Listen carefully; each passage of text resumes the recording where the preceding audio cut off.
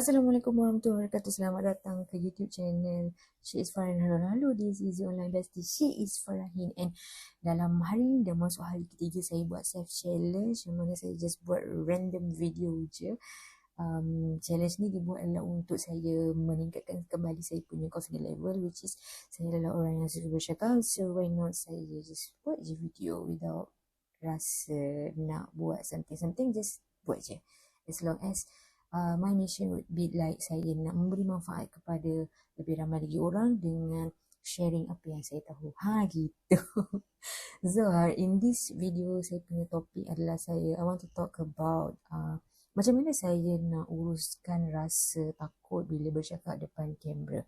Okay, fun fact about me. Before this saya dah terbiasa dengan mengacara. Basically sebelum ni based on my previous experience, kita flashback semula zaman saya belajar, yang mana saya memang dah melibatkan diri dalam kata pengacara waktu zaman sekolah lagi, sampai pengacara macam tu lah kan. Kalau macam ada event, macam ada program gitu, saya lah I'm the host of that lah.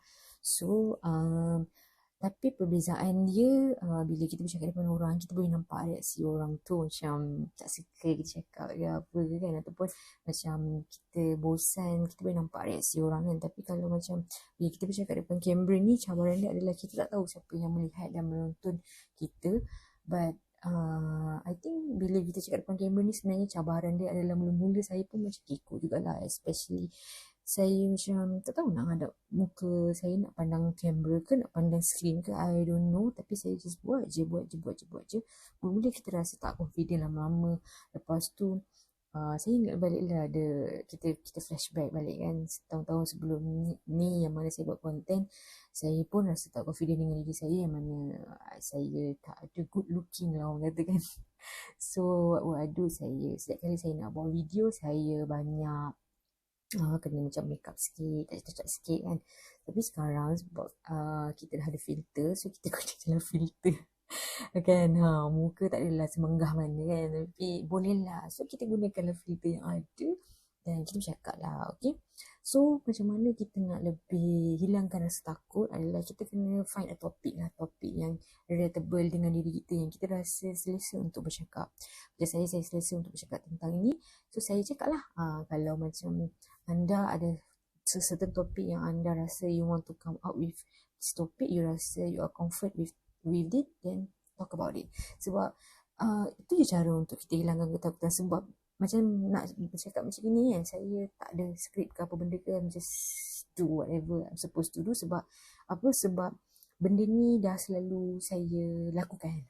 Benda ni macam orang kata biasa. So that's why lah dia rasa macam tak susah ke apa ke. Dan saya nak katakan takut tu kurang dah pada saya pula buat self challenge ni. Pada saya macam ada orang tengok ke, tak ada orang tengok ke, I just do. Sebab my mission would be saya nak memberi manfaat dengan sharing apa yang saya tahulah. Okay, so that video ni dapat memberi manfaat jugalah kepada anda. So kalau kita rasa takut, fight your fear, face your fear, hilangkan rasa ketakutan tu. Okay, apa, let's say macam kita takut nak cakap depan kamera ni kan, okay, you need to practice more. Practice saja tak cukup kalau you tak try to dapatkan feedback daripada orang lain. Dapatkan feedback daripada orang lain, ataupun minta support daripada orang sekeliling you, yang mana saya nak start buat konten, cakap lah, you boleh tak macam bantu I sikit kan, how can I nak start to talk because I feel afraid. Tiba kita speaking pula kan.